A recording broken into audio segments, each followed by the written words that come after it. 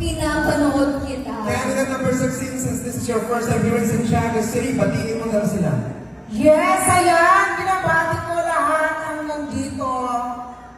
Bumati na rin kayo. Ayun, say hello everybody! Yes.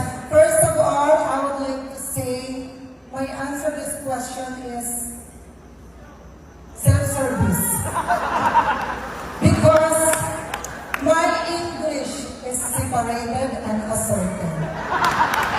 You will adjust my answer, okay? Kayo na ang mag-adjust, di ba? Yes. Okay. Kung hindi kayo makapag-adjust, get well soon sa inyong lahat. Well, but if you're not that fluent in English, you can answer in Filipino. Pardon, ma. Pardon.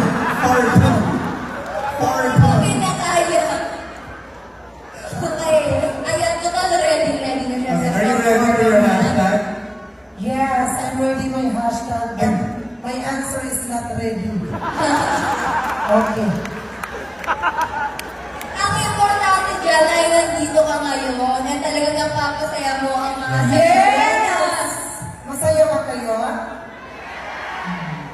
Kumakas kayo mamaya. Okay. Let's look at your hashtag spinning roulette. Ayan. One hashtag left. 5. And that's number 5.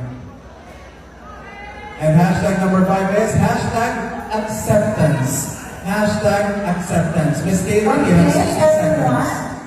before answer the question, please shut down your mouth.